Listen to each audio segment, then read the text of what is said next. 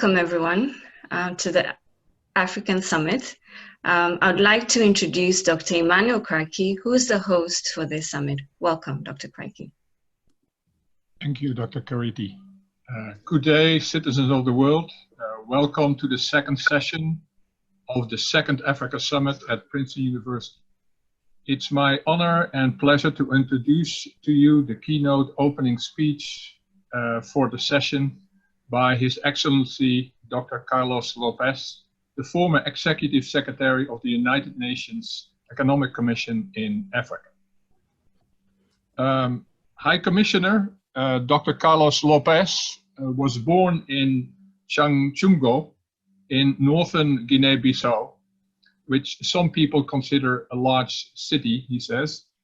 And he was mentored by Mario Pinto de Andrade, one of Angola's leading nationalist leaders and intellectuals, a famous poet also, who encouraged him to do a PhD in history at the University of Paris 1, Panthéon-Sorbonne, right? So he's now a famous global civil servant and economic thinker and leader, right? So for those of you who are studying history, there for a big important career.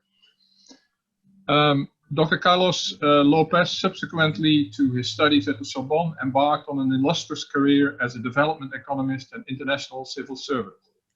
He was the United Nations representative in Zimbabwe and Brazil, the Director for Development Policy at the United Nations Development Programme, Executive Director of UNITAR, a training college of the UN, Director of the United Nations System Staff College, and served as the political director for former UN Secretary General Kofi Annan. He was the Executive Secretary of the United Nations Economic Commission for Africa from September 2012 to October 2016, and reached the rank of UN Under Secretary General. Since 2018, he is the High Representative of the Commission of the African Union, leading the negotiations to reach a new agreement with the European Union post-2020.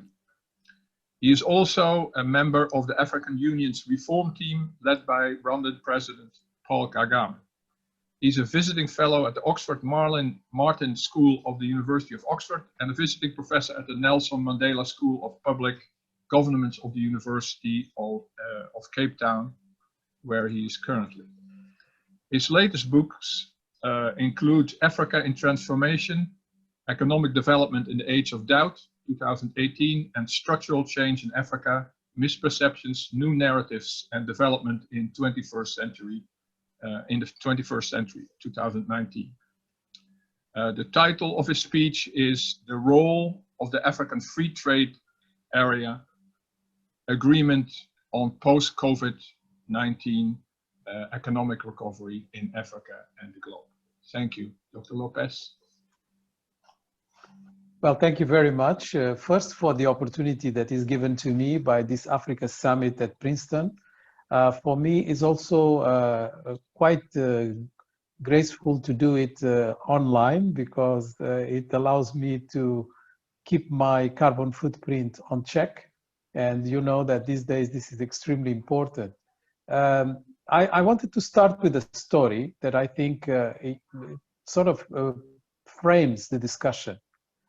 In 2013, the African Union was going to celebrate its jubilee, 50 years of continental institutional history.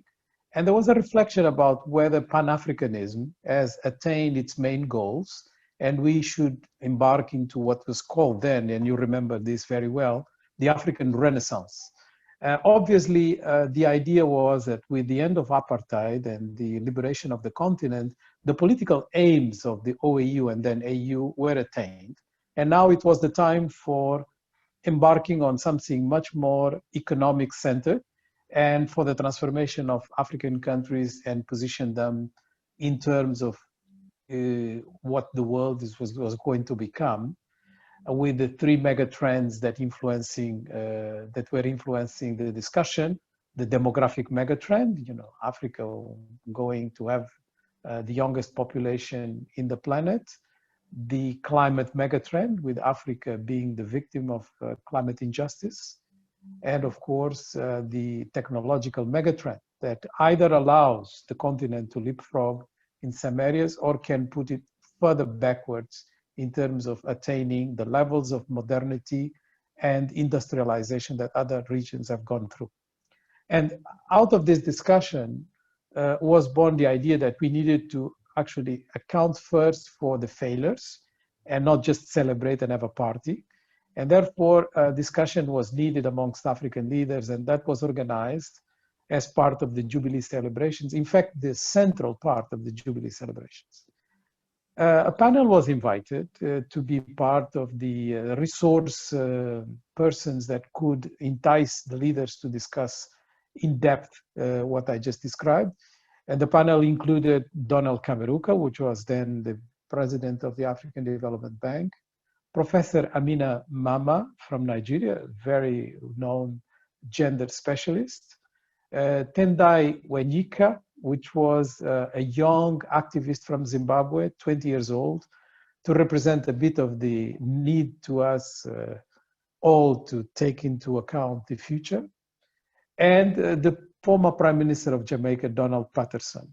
And I want to focus on him because he was in the preparations for this meeting very much concerned that we were going into a discussion about the future, but still with the old format where we're basically going to say a few things and then ask for speeches from the presidents. I was the moderator of this discussion at the request of the President of the African Union Commission, Madame Nkosazana Dlamini Zuma. And I couldn't convince Donald Patterson to reveal me what he called the secret that he wanted to use during the discussions. So eventually the secret was that he started not with the speech for his 5 minutes introductory remarks, but rather with a song that he negotiated with the technicians to play when it was his time to take the floor. And the song was a Bob Marley song. And it was quite funny to see the reaction of the assembly. You see, this is a very solemn, very formal setting. And then this song starts to play. Everybody's quite surprised because this is completely unusual. And the song is a famous song that you may recognize that starts with "So much trouble in the world." So much trouble in the world. And then, after a few minutes, first two presidents, then others and so on started to dance. And then the entire assembly was dancing. And then he stopped the song and he said, I just wanted to make a point. I'm from the Caribbean. I feel African. And I wanted to test whether we are, because of our nature, the only ones that dance when there is so much trouble in the world. And that is exactly what happened. So we could discuss really seriously about the trouble. And the trouble was so many projects that have been put together that never actually were implemented. Lagos Plan of Action, for those who are aware, the Abuja Treaty, all sorts of documents that were referential and were giving direction about what was needed for the continent to transform itself, but were all basically not being taken seriously. And that resounded in many ways in a discussion that we were having in Addis Ababa in many fronts, one of which, and the one that I want to focus obviously, was about trade.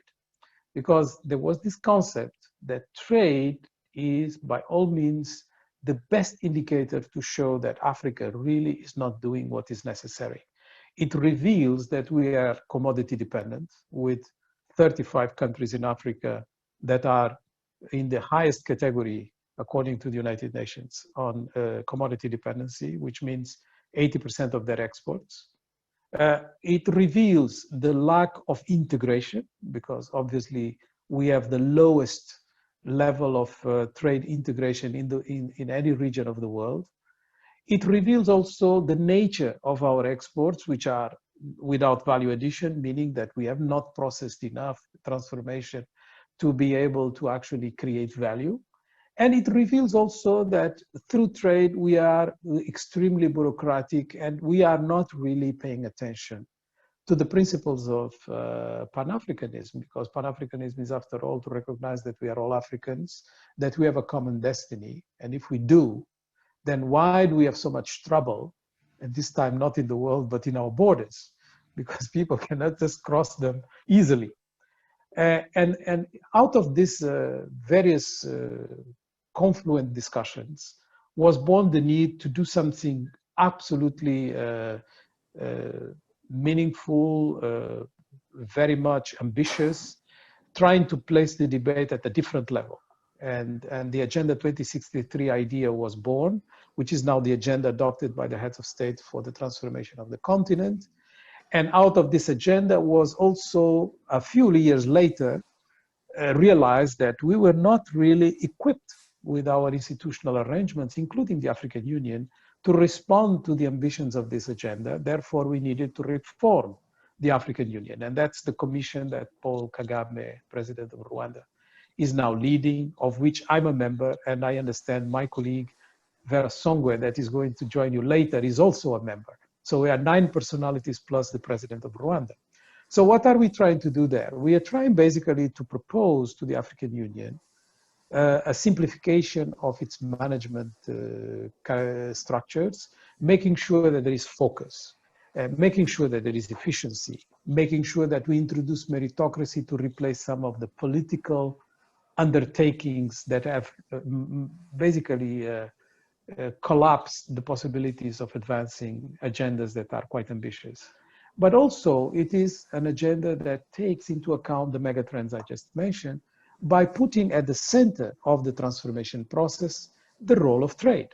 And that's why the flagship project #1 is the African Continental Free Trade Area. The discussion about the Continental Free Trade Area is quite long. It starts with the Abuja Treaty. And in fact, it was already mentioned in the Lagos Plan of Action. So it's decades-long discussion. Yet, until 2007, there was not really an acknowledgement of how we should move to the implementation stage of this agenda. And then, was born the Inter-Africa Boosting Trade Initiative that start to put the ministers of trade under the same arrangement to discuss how they could basically develop a common position in international negotiations and also discuss issues of trade barriers and non-tariff barriers in particular, because of the difficulties that were being perceived in the relationship and integration amongst different sub-regions in Africa. And the Abuja Treaty was basically defending the position that we should do this by blocks. So each one of the sub-blocks of the African Union, let's say the African bloc, which is ECOWAS, the Southern Africa bloc, SADC, and so on, should first integrate by themselves, and then we should collapse these different undertakings into one single track. And that discussion really didn't produce much than just talk until 2012. When I got into the Economic Commission for Africa, Madame Zuma got into the African Union, and Donald Kaberuka was the head of the African Development Bank, we decided to create a trio of musketeers and decided, well, we are going to push this agenda forward. And we made all the efforts possible for this to become central in the discussions. And eventually, an agreement was reached that by 2017, we would actually be completing the negotiations for the establishment of this trade area. It did happen. Contrary to my own sort of doubts, it did happen because we created the momentum, and this momentum was married with this discussion about Agenda 2063 and the level of ambition of the continent going up. Now, let's make no mistake. This is the most ambitious regional integration project ever in Africa. It redefines the concept of Pan-Africanism because it basically puts economics at the center of the new phase of Pan-Africanism. And it does so with the level of technicity that is necessary for this to be achievable. And that's why you have this level of adherence where you all 54 countries in Africa have already signed up Eritrea was the last one, hesitating, but they just did it a couple of weeks ago. And you have 30 ratifications, which is quite astounding performance, given the fact that normally this type of developments take much longer. And if you compare just with the European Union, it took much longer for them to attain this level of ratifications and complexity already achieved in such short period of time. We have lots of protocols relating to this free trade area. You have a protocol, the trade in goods, you have a protocol, trade in services, you have issues of intellectual property, rules of origin, you have non-tariff barriers that have to be put in place in terms of schedules, you have an observatory that has to monitor regulations, you have dispute settlement mechanisms. I can go on with the list. It's a very complex architecture. But this architecture is moving extremely fast. We have completed the first phase of the negotiations. We are now in the second phase. That was a bit delayed because of COVID, but not completely. And by January, we should enter into a third phase of negotiations that concerns e-commerce. So I'm very pleased with this progress because this is really a most incredible demonstration of a new African agency. And the immediate consequence, the immediate result of this continental free trade areas, that now we have not just this ambitional, aspirational type of agenda, which is Agenda 2063. After all, 2063 is far away. We need something that we really can chew immediately, and it's going to make a difference in the short run. And even though this complex architecture is not likely to produce results by 2021, I would doubt it will even produce by 2022, it's very likely to do so by 2023. So we are on track to actually, for the first time, not do the talking without the walking, but rather instill in the various players, economic players, civil society, countries, of course, and their governments, but also our partners, the idea that Africans are serious about economic integration like never before. And if this perception that I'm trying to transmit to you, that I already have because I've been an actor in some of these developments, if it happens, it's going to represent a major shift in terms of the role that Africa is going to have in the future and the role that Africa will have in the world. And I'll capture this in one sort of image. When people talk about the gloom and doom about Africa and all the negativity about Africa and so on, including preoccupations, Malthusian preoccupations about our demographic bulge, normally what they forget is that we are the first region in the world that is going to experience a major increase of its population and what is called the demographic transition at a time where the rest of the world is aging. And if the rest of the world is aging, it means that they will not be able to keep the fabric of their infrastructure from a social perspective intact. From pension funds, protection systems, everything will have to be adjusted to the needs of an aging population, as COVID has just demonstrated. And because of that very simple definition of a different demographic transition, one that is happening when the rest of the world is aging, we can say the future is African because one of every two newborns from 2035 onwards is going to be African. And we are going to have close to 2/3 of the young people by the end of the century. So the rest of the world will have to accept that this youthness of Africa is not necessarily an African problem to solve, it's a global issue to resolve. Thank you.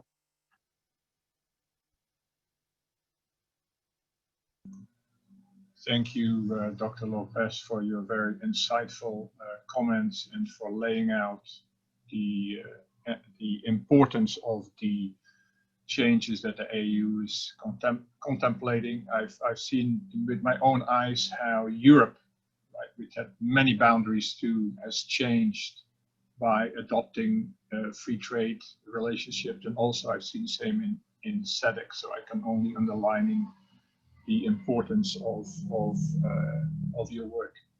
I would like to transition now to the first panel of the second session. And again, thank Dr. Lopes very much for his insightful and important comments. Thank you. Thank you.